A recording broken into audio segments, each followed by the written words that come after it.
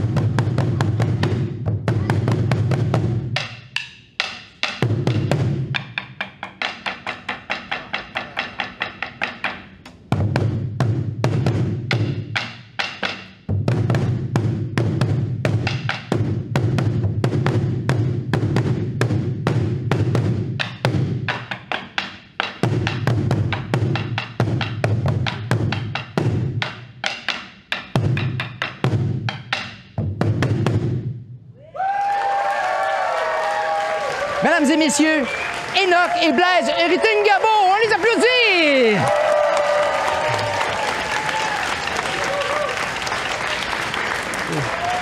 Merci, Enoch.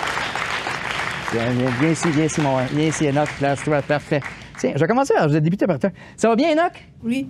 Oui, hey, c'était vraiment, vraiment, vraiment bon. Toi, tu fais partie, justement, des Remesha Drums. Ça, c'est un groupe de tambourinaires du Burundi. Quel âge t'avais quand tu as commencé à jouer du tambour pour faire des spectacles comme ça? Des spectacles? 4 ans. 4 ans? Oui. Hey, mesdames et messieurs, incroyable! On l'applaudit! Donc, là, tu as quel âge comme ça, là, Enoch? J'ai 10 ans, je vais avoir 11 ans. Tu vas avoir 11 ans, c'est ça. Puis là, parle-moi justement d'une des expériences que tu as vécues enfant, là, un des spectacles qui t'a marqué. Qui m'a marqué, c'était quand on est parti à Halifax, ou même qu'on a fait un spectacle, il y avait M. Justin Trudeau. Ouais, c'était... Hey, donc, justement, tu as la chance de faire des grands spectacles, mesdames et messieurs. Oui. Bien. Bien, bravo, on est extrêmement fiers de toi. Blaise, si tu veux t'approcher, mon cher. Fait que le tambour, justement, c'est pas juste un bel instrument de musique qui donne du rythme. Ça représente plein de choses. C'est quoi pour vous, le tambour? Au Burundi, le tambour signifie beaucoup de choses. C'est le pouvoir. Et puis, c'était un instrument de communication avant qu'il y ait des cellulaires. Avant, le tambour était joué pour seulement les rois. Mais maintenant, il est joué dans plusieurs spectacles, comme les festivals qui sont organisés ici, même au pays. Il y a dans les mariages, dans les cérémonies du pays, le tambour est là. Mais en grande partie, le tambour représente le pouvoir. Enoch et Blaise Rutingabo des Remesha Drums du Burundi, mesdames et messieurs.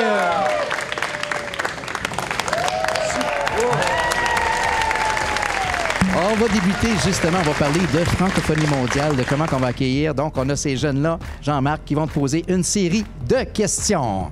Bonjour, coach Jean-Marc, et merci d'être ici. Je suis Aurélie Gagnon et je suis sur le gouvernement des élèves de mon école à Casselman.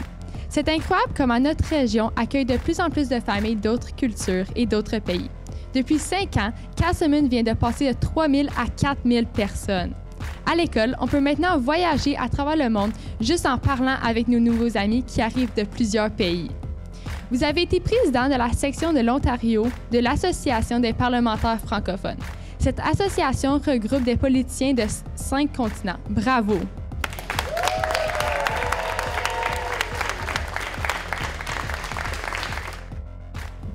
Bonjour, coach Jean-Marc. Je me nomme Zachary et je viens de Cornwall. Je fais partie, moi aussi, du groupe Animation Franco avec notre animateur culturel Félix. On a fait de plus en plus d'activités pour découvrir la francophonie mondiale. Coach Jean-Marc, vous avez fait quelque chose de grandiose. Vous avez réussi à réunir 76 pays et États de la francophonie à Charlottetown. C'était pour une conférence sur l'avenir de la francophonie à travers le monde. Wow!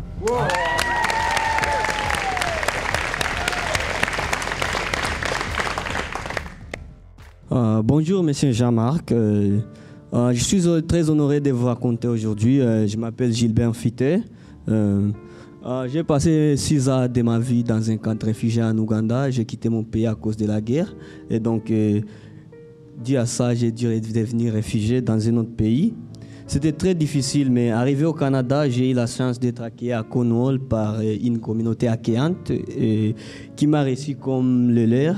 Et j'ai eu des amis qui m'ont aidé à recommencer ma vie et qui se sont intéressés à ma culture. Ça a tellement été très important. Ça fait chaud au cœur.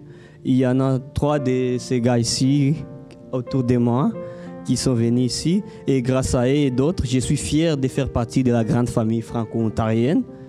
J'aimerais qu'on les applaudisse et qu'on les remercie. Bravo!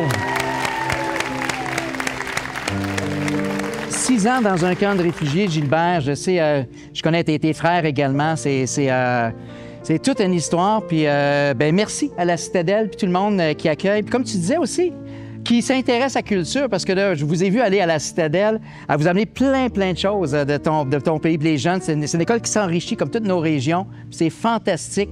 C'est pas juste d'accueillir l'autre, mais c'est vraiment d'inclure les cultures et d'en profiter. Merci de nous partager ta culture comme tu le fais si bien depuis qu'on se connaît. Bravo!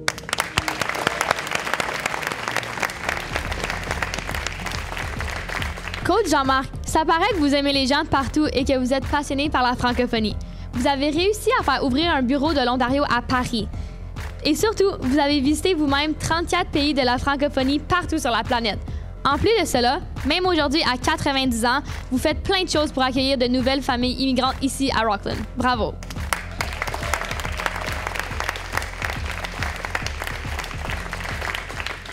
Voici notre question.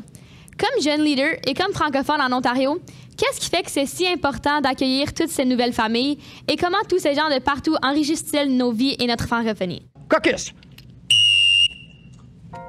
Chers amis, c'est important d'accueillir les nouvelles familles afin d'apprendre les uns les autres. Les nouveaux arrivants contribuent au rayonnement de notre communauté. J'aimerais élaborer. Oui, un camp réfugié, j'en ai visité un à Syrie. J'étais en voyage pour l'OIF avec Jean Chrétien et Sheila Cops. J'ai aussi visité plusieurs pays dont je n'oublierai jamais que j'ai été capable de convaincre, de faire comprendre qu'en Ontario, nous parlons le français.